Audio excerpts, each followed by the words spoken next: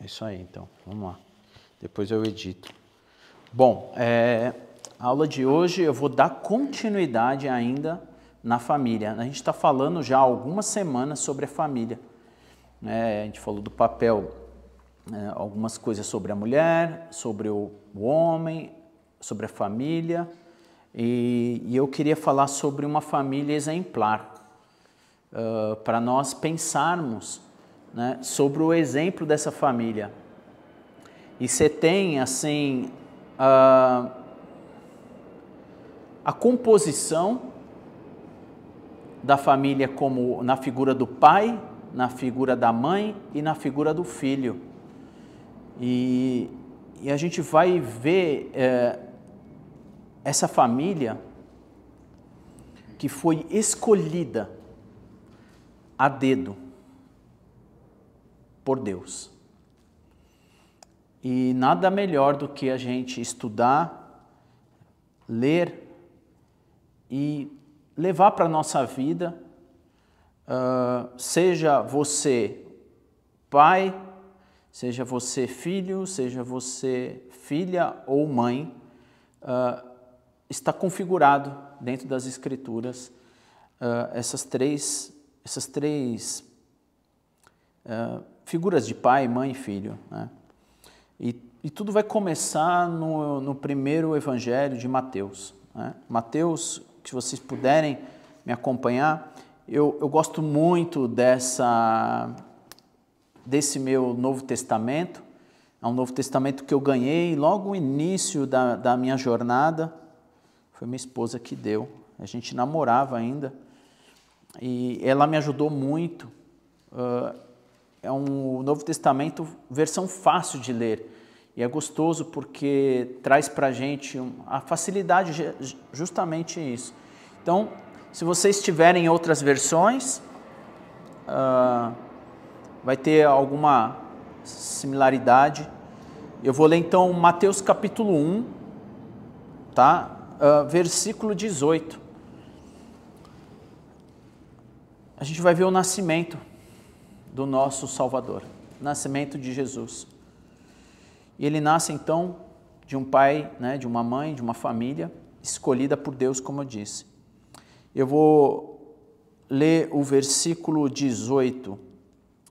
Então, Mateus, capítulo 1, versículo 18, ele fala assim: o nascimento de Jesus Cristo aconteceu assim. Maria, sua mãe, ia se casar com José. Antes de se casar, porém, Maria ficou grávida pelo poder do Espírito Santo. José, seu futuro marido, resolveu romper o contrato de casamento, sem dizer nada a ninguém, pois era um homem bom e não queria humilhar Maria. Então, a gente vê aqui a figura, né, de um pai, uma mãe e uma mulher, né, a Maria grávida. Eles estavam noivos, né, noivos ao olhar nosso, mas eu queria que a gente olhasse para o judeu, né, da época. Então, se a gente estudar e ver como era dado o casamento na época, nessa época que está configurado aqui Maria e José, esse casamento se dava assim.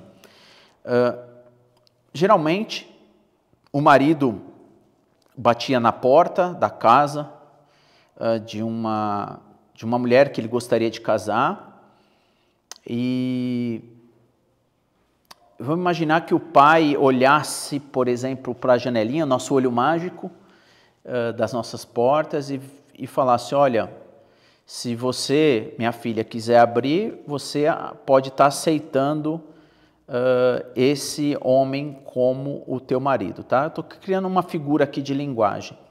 Então, vamos imaginar que, nessa ocasião, Maria aceitou, então, José como seu marido, e eles assinavam, então, né, um contrato, né, um contrato de casamento, assinava esse compromisso de casamento, Eles já estavam casados no civil, no papel, como se fosse nos dias de hoje. Porém, eles ficavam aproximadamente um ano, um tempo inteiro, onde um homem não poderia tocar na mulher, né? Então, José já tinha aqui um compromisso com Maria, tá? E nesse período, ele teria, como homem, que ter um local físico, uma casa, ele teria que construir ou obter uma casa, né? Para então ele pegar ela como mulher. Existia uma conversa, um diálogo entre as famílias, então a família de Maria e a família de José, e existia um combinado de pagar por tirar, né, Maria da casa da família dela. Eles chamam de dote, né? Então o judeu teria que pagar o dote para obter essa mulher como esposa. Então, e durante esse período, como eu disse, a mulher não poderia ser, eles não poderiam deitar, namorar e ficar, né, ter essa relação íntima. E ele já tinha então um compromisso com ela, esse compromisso então de que ele iria tomá-la como mulher, esposa, e geralmente teriam mais ou menos uns 7 dias de festa durante o casamento, onde ele vai, enfim, se deitar, ela vai comprovar então que ela era virgem, quando sangrar o lençol, e eles vão ter essa festa durante todo esse período, né, esses 7 dias, ele vai pagar o dote, vai tirar, e eles vão então se tornar marido e mulher, né, unindo numa só carne. Então, durante esse período, né, geralmente o homem, o judeu, casa aproximadamente como homem uns 18 anos, e a mulher, quando ela já está com o corpo formado de mulher, aproximadamente 13 anos, né? Então, Maria tinha aproximadamente entre 12 a 14 anos, por aí, nessa idade.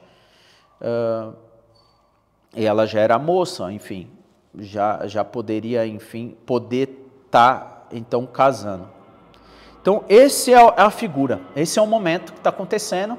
Já existia, então, o compromisso, o casamento já dado, né, pelo papel. E nesse exato momento onde José já tinha ela, né, como esposa, não, porém não ainda casado, vamos dizer assim, mas já compromissado, ela aparece grávida.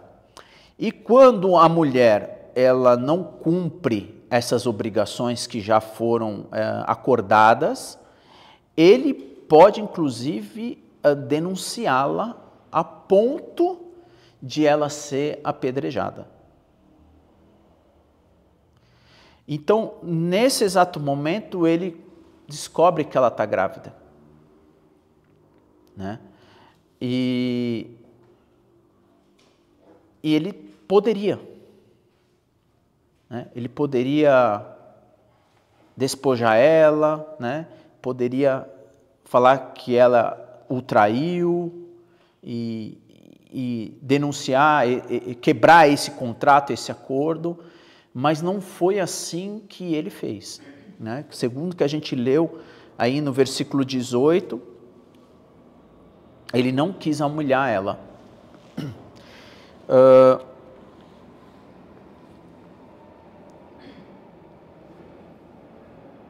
Ainda continuando no livro, né, de Mateus, se nós lermos no versículo 24, a gente vê assim, a leitura está escrito assim: quando José acordou, fez o que o anjo do Senhor havia mandado, ele recebeu Maria como esposa. Então, o que acontece? José, ele tem, né, um encontro com o anjo, fala com ele, dizendo que aquele filho era um filho vindo, Maria foi escolhida para que o Espírito Santo, então, cobrisse ela, né? E que ia, então, nascer o Messias, Jesus. Então, José, ele recebeu ela como esposa. Se nós olharmos lá no livro no Evangelho de Lucas, no capítulo 2, também Lucas, né, ele vai retratar essa mesma história. Na verdade, se a gente lê no capítulo 1, versículo 24, fala que assim, mas como será possível, eu nunca tive relação com um homem. Então Maria tem um encontro também com um anjo, né? Um anjo aparece para ela e ela fala, como que eu vou ficar grávida se eu não tive relação com nenhum homem, né?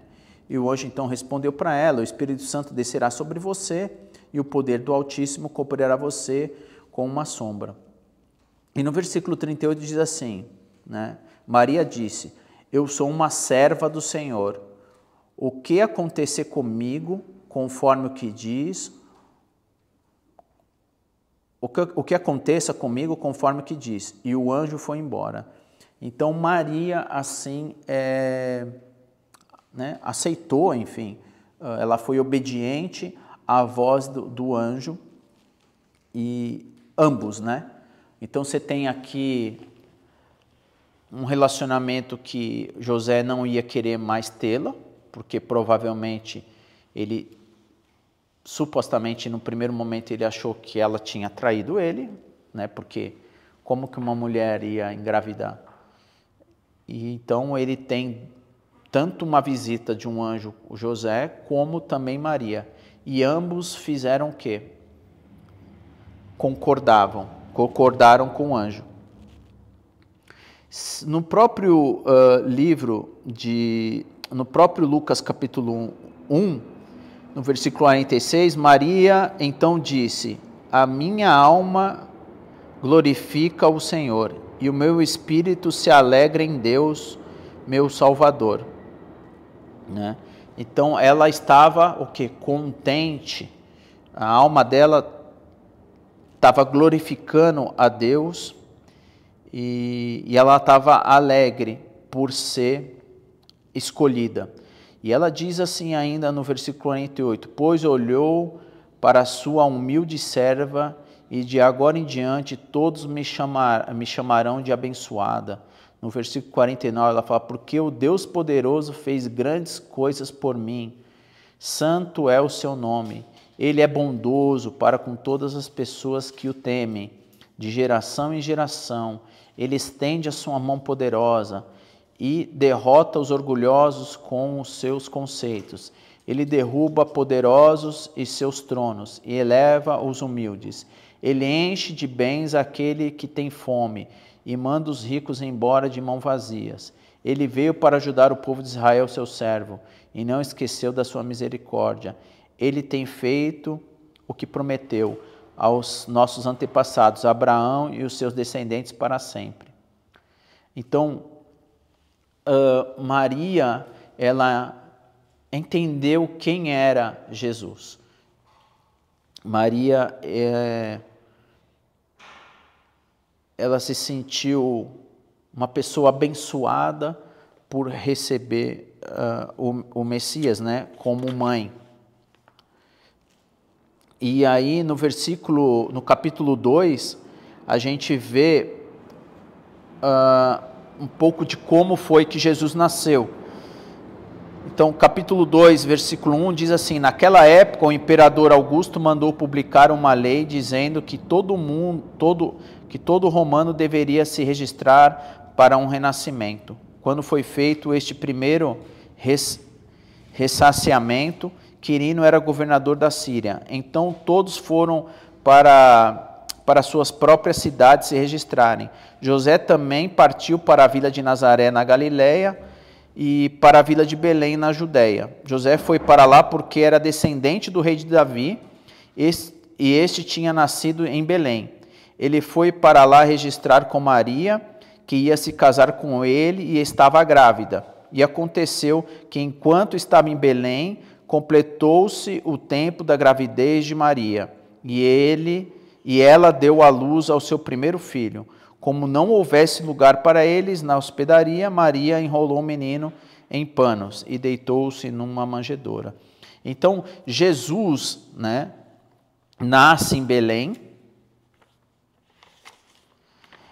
e de Belém ele vai ter a visita lá dos reis magos. O Herodes era, na época, o rei de Jerusalém, e ele fica sabendo, então, que o Messias, o Salvador, ia vir. Ele talvez se sentiu ameaçado por isso, então ele manda ir atrás para matar, né, Jesus. E aí o que acontece? Um anjo de novo fala com quem? Com José. E José faz o quê? José é obediente e sai para o Egito. Ele foge para o Egito. Então, pessoal, imagina Jerusalém aqui, o Egito está aqui no sul. Eles caminham então, né, para o Egito. Não é uma viagem curta. A Maria se submete à viagem, né, e eles então saem de lá com obediência. E aí Herodes, enfim, acaba infelizmente mandando matar todas as crianças da região de 2 anos, mas isso também estava nas escrituras do Velho Testamento para se cumprir a promessa. Depois que ele está no Egito, então imagina, né, ele está em Belém. Belém está muito perto de Jerusalém, ali, está nas cidades vizinhas. E aí ele desce para o Egito, porque Herodes não tem provavelmente poder sobre a região do Egito. Aí ele sai do Egito e vai para onde? Ele vai lá para cima, para Nazaré, né? Nazaré fica o quê? Perto da região da Galileia ali, onde Jesus vai ter bastante, ele vai ficar muitos anos ali. Cafarnaum, onde ele fez milagre, onde tem o mar da Galileia, ele vai estar lá em Nazaré. E aí então, com o passar do tempo, ele faz toda essa viagem também para Nazaré. E os dois entenderam bem a sua missão, como pai, como mãe, né? E Jesus, então, essa pequena criança acompanhando seus pais. E no livro de Lucas, eu gostaria que nós lêssemos um acontecimento muito, muito importante, né?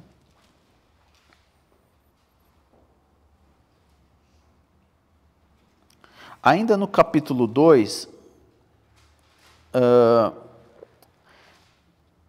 você vê no versículo 21 dizendo assim, 8 dias depois do dia da circuncisão do menino, deram-lhe o nome de Jesus, pois era o nome que o anjo lhe tinha dado, antes mesmo do menino nascer.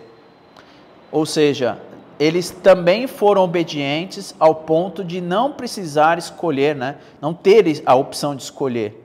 Eles foram obedientes até no nome que foi dado ao seu filho.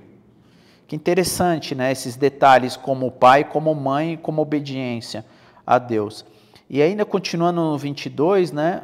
Aí ele diz, eles levaram o menino, eu estou lendo na metade do versículo, eles levaram o menino a Jerusalém para apresentá-lo ao Senhor. Eles tiveram, né, essa honra de apresentar o Senhor, pois assim está escrito na lei do Senhor, o primeiro filho homem deve ser dedicado ao Senhor. Eles também foram para oferecer um sacrifício como manda a lei do Senhor, um par de rolas e 2 pombinhos, né? Então, 8 dias de nascimento, né? 8 dias depois do dia da circuncisão,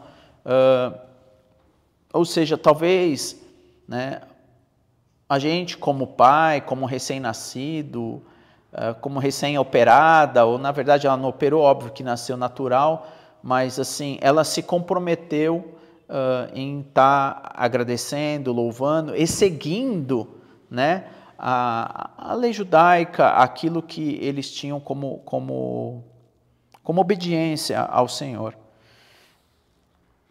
E aí, Jesus, ele já tem 12 anos, né? Então, a gente não vê muito mais o que acontece, né, essa criança, esse bebê, e ele vai aparecer na figura de 12 anos, e depois dos 12 anos ele vai aparecer já na figura lá, provavelmente por volta dos 30 anos, na sua missão como o seu Salvador. Mas dá para entender, né, no final desse versículo, eu vou ler do versículo 41 ao 52, dá para entender o que ia aí acontecendo de Jesus aos 12 até chegar o momento dele cumprir a sua missão, e como a sua missão, né, máxima, que é nos salvar, entregar, morrer na cruz por mim e por você. Versículo 41 diz assim, em Lucas capítulo 2, gosto muito dessa passagem. Agora ele como filho, já aos 12 anos já. Todos os anos, vamos reparar nos detalhes, tá? Todos os anos os pais de Jesus iam a Jerusalém, né? Se lembra Jerusalém? Lá embaixo, eles estavam lá em cima, eles caminhavam todos os anos, ou seja, eles eram assíduos, né? Para a festa da Páscoa, né? A gente comemora a Páscoa todos os domingos, a gente sabe muito bem o significado da Páscoa para o judeu. E no versículo 42 diz assim, quando Jesus tinha 12 anos, foram todos para a festa, como de costume. No versículo 46, quando a festa terminou, ao voltarem para casa, olha a distância, tá? De Jerusalém lá embaixo, para voltar lá para Nazaré, né? Eles desceram e agora estão subindo de volta. Então, quando a festa terminou, ao voltarem para casa, o menino Jesus ficou em Jerusalém, sem que os seus pais soubessem. No versículo 44, mas eles pensaram que ele tivesse com os companheiros de viagem. Eu queria que você pensasse como que era na época, tá? Como que foi essas viagens. Não é a viagem que a gente faz de carro hoje, né? Muito menos de avião e por aí vai. Depois de terem viajado um dia inteiro, eles começaram a procurá-lo entre os parentes e amigos. Como não o encontraram, voltaram para Jerusalém para procurá-lo. Depois de 3 dias, eles encontraram no templo. Ele estava sentado entre os professores, ouvindo e fazendo perguntas a ele. Todos os que ouviram estavam admirados com a sua inteligência e com as suas respostas. Quando, pois, os pais dele o viram, ficaram surpresos, e a sua mãe lhe perguntou, filho, por que você fez isso? Seu pai e eu estávamos muito aflitos, procurando por você. Jesus respondeu a eles, por que vocês estavam me procurando? Não sabia que eu devia estar na casa do meu pai? Os pais deles, porém, não entenderam a sua resposta. Então Jesus voltou com seus pais para Nazaré e lhes obedeciam. Sua mãe, entretanto, guardava todas as coisas no coração. E aqui a gente tem o finalzinho, né? Jesus crescia em sabedoria, em altura e tinha a aprovação de Deus e dos homens. Olha, eu posso afirmar, no meu caso, eu acho que a gente já teria brigado, eu e a Camila, muito. A gente estaria se acusando, porque você não viu nossos filhos? Eu não sei o quê. Então, esses 3 dias são dias assim de extrema briga entre um casal por ter deixado o filho. E aqui a gente não vê nenhuma briga, bem pelo contrário, né? Eles aflitos, como qualquer pai, mas você vê aqui eles não bateu em Jesus, né? Talvez você e eu, a gente teria puxado a orelha dos nossos filhos e por que gritado ou batido com muita raiva porque a gente teria perdido, mas talvez por muito menos, né? A gente já faz um escândalo ou age de uma forma totalmente diferente. E você vê aqui um pai e uma mãe, mesmo aflito, com muita sabedoria.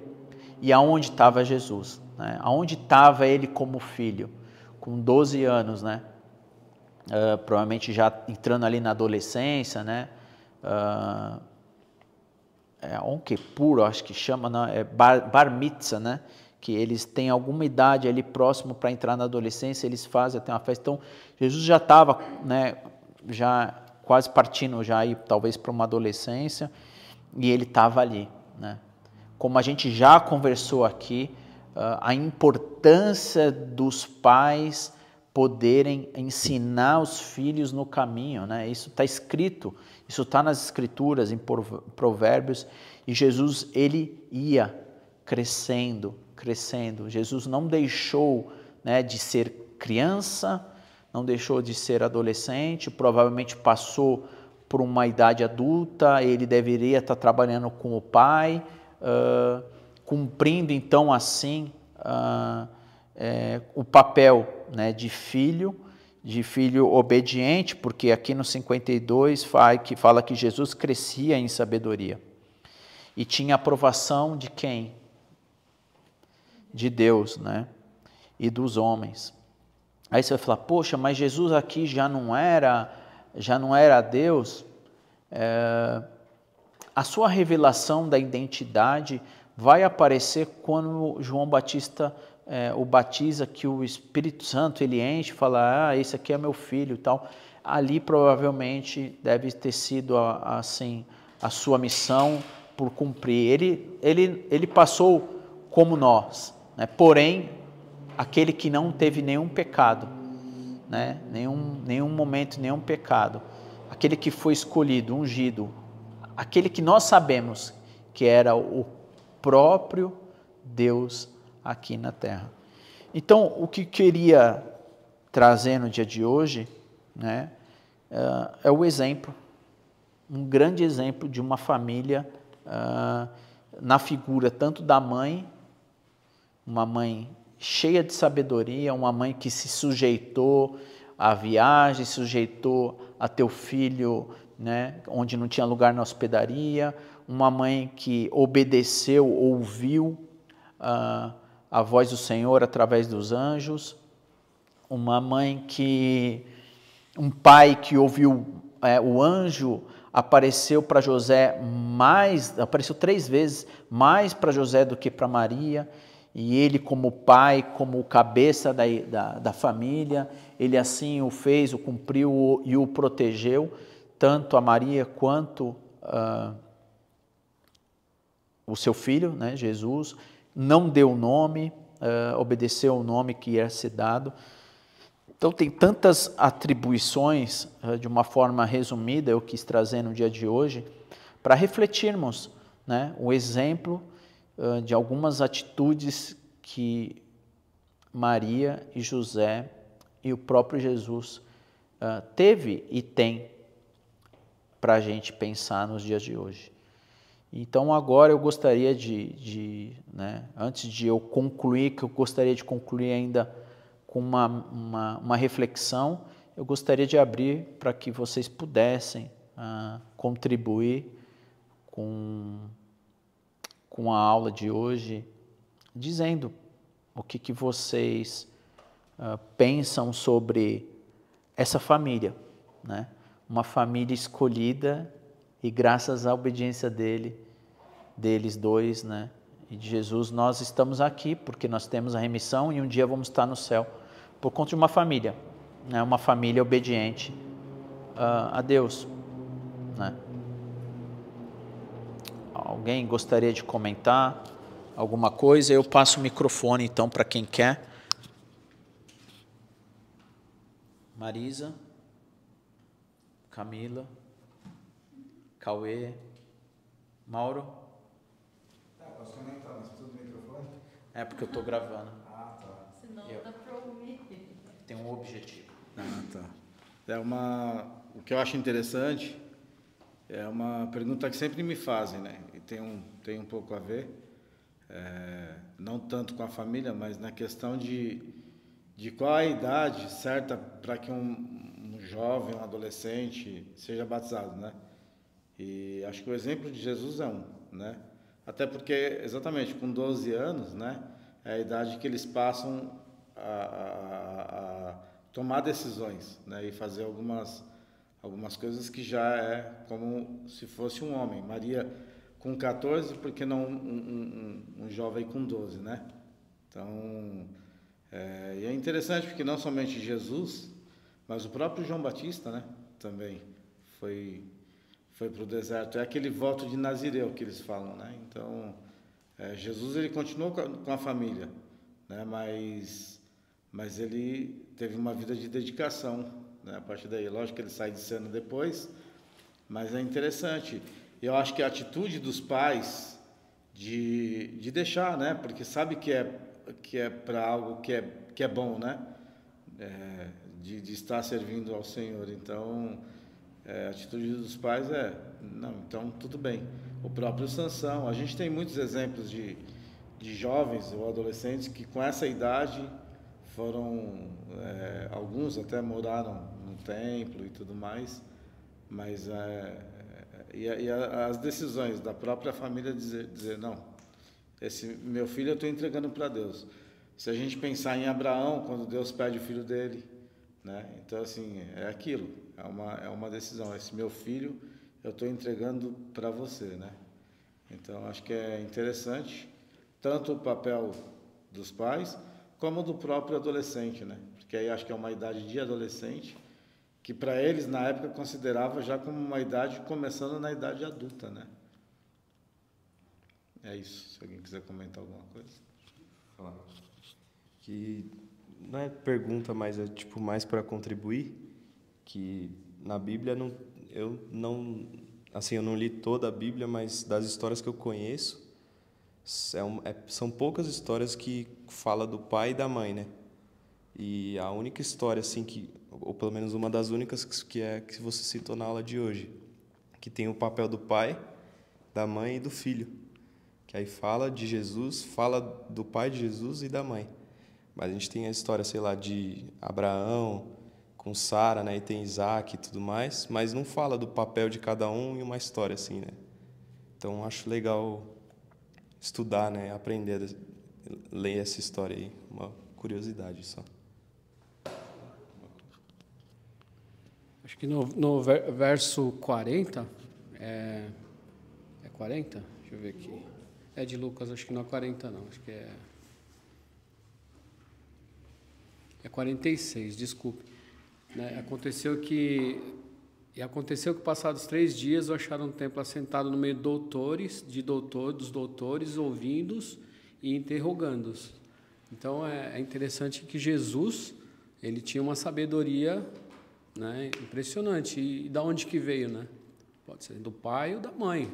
O pai e a mãe tinham, né, ensinavam ele sempre desde criança. Isso é importante, ensinar no caminho do Senhor, né? Onde que Jesus ele estava conversando com pessoas que, né, tinham um alto grau de sabedoria, né? E ele tinha também, mas essa sabedoria dele veio dos pais e da mãe, mas claro, de Deus também, né? Mas eu achei interessante isso.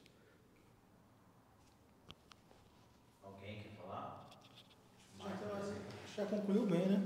Já mostra que contemplou bem, que na realidade a família exemplar está aí, né? Se a gente cria os nossos filhos na presença de Deus, desde o princípio, de colocar na escola dominical, já está aí o primeiro caminho para a gente ter a família exemplar, de não fugir do caminho correto. Eu acho que aqui conclui bem essa passagem que você citou aqui.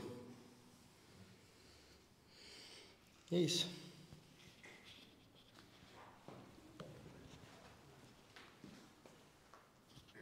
Bom, então, eu acho que a história por si só, ela é muito rica, né? Queria eu poder voltar atrás e ter essa sabedoria divina para poder educar melhor os meus filhos no caminho do Senhor. Mas graças a Deus, Deus é misericordioso, eu estou aqui na fé, junto com a minha esposa. Meus filhos têm, mesmo depois, entendido a importância do Evangelho. E para concluir a mensagem, eu queria fazer um paralelo. Um paralelo porque lá em Efésios capítulo 5, a gente já leu, a gente já viu a composição, né, entre a igreja instituída por esse Jesus, né, pelo Filho de Deus, pelo próprio Deus em carne e osso. Ele, lá em Efésios, diz sobre o homem, o papel do homem, o papel da mulher, né, em relação à família, ele está dizendo, e em relação a Jesus e a igreja, né? Nós tivemos a oportunidade para falar sobre isso. Então, a igreja é a noiva, é a Maria, né? José é o noivo, é esse paralelo. Jesus é o noivo, a igreja é a noiva, né? Na mesma figura que o homem e a mulher. Então, agora eu quero trazer, né, esse outro paralelo agora, né? O paralelo de que José e Maria, né? José, ele teve que pagar o dote para poder, o marido, quando casa, o judeu, ele tem que pagar o dote para tirar a mulher de casa, né? E como eu comecei com aquela figura de linguagem que o noivo bate na porta para a noiva escolher, em Apocalipse diz que Jesus bate na porta. E nós somos a noiva. Você e eu queremos abrir a porta para o noivo entrar? Ele quer ter uma relação comigo e com você. E ele já pagou o dote. Naquela cruz, há mais de 2000 anos atrás, ele pagou o preço pela noiva. Ele pagou o preço pela noiva. E nós, como igreja que quer pertencer, com essa batida na porta, ele quer entrar na nossa vida,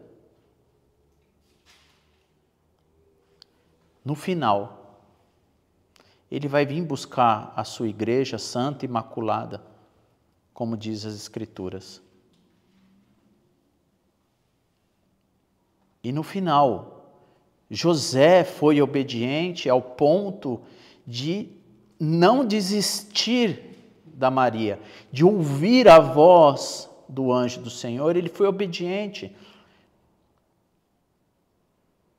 E Maria também. Será que nós, nesse mesmo paralelo, queremos ser obedientes até o fim, para Ele dar a coroa da vida? A gente quer permanecer nessa igreja santa, por esse dote pago? Porque Ele vai vir buscar a sua noiva. Ele quer essa noiva virgem, pura, aonde nós devemos buscar essa santidade. Jesus pagou o preço por mim e por você. Hoje é um milagre eu estar aqui e você também. Nós estamos aqui só graças à misericórdia, porque era para a gente estar sendo consumado pelas nossas falhas, mas Ele pagou o preço por mim e por você. Então que nós possamos refletir sobre muito mais do que a relação entre filho, pai e mãe, e olharmos sempre para o principal, que é o noivo e nós somos a noiva, a igreja da qual nós pertencemos, da qual Ele vai vir buscar. Que nós podemos pensar sobre isso nessa noite. Vamos orar? Santo Deus, nós estamos diante do Senhor. O Senhor é o Deus Todo-Poderoso, o Senhor é o Deus que criou os céus e a terra e tudo que nela há.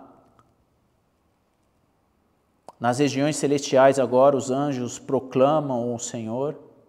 Nós não conseguimos ver, mas queremos acreditar e ter fé. E principalmente a fé em Cristo Jesus, que veio há mais de 2000 anos, essa criança protegida e guardada pelos anjos que estão aí, por anjo Gabriel que veio, falou, anunciou João Batista para que João pudesse anunciar a Jesus. Que toda essa história desse pai, dessa mãe, nós possamos colocar as nossas mentes e acreditar e ter fé que esse menino, que vai ser comemorado daqui a pouco, no dia 25, por esse mundo que acredita, que é cristão, nós não sabemos realmente que não há uma data registrada, mas que as pessoas possam sentir a presença e a importância do Senhor Jesus que está à sua destra, Pai. Que nós possamos proclamar e falar dessa boa notícia que é o Teu Filho Jesus. Obrigado, Jesus, pela sua obediência até o fim, pelo dote pago, pelo preço pago caro por mim e por todos aqui. Que nós possamos entender isso, acreditar que toda a nossa dor, todo o nosso erro, todo o nosso pecado já foi levado naquela cruz do Calvário, que nós já não há condenação, que toda acusação do inimigo não possa entrar em nossas mentes, que nossas mentes possam ser renovadas todos os dias, Pai. Nós clamamos ao Senhor. Esteja com cada um, suprindo a necessidade de cada um, segundo a Tua vontade, Pai. E que nós possamos ser obedientes até o fim, até a volta de Jesus. Que nós possamos pensar naqueles que ainda não Te aceitaram, Senhor, e que nós possamos falar de Jesus. Nos use, Pai. E é no nome do Teu Filho que nós oramos nessa noite. Amém. Bom, obrigado você que está assistindo, que você possa pensar e meditar e cuidar da sua família, como um exemplo de José e Maria. E você que é filho, tenha um ótimo exemplo de Jesus Cristo.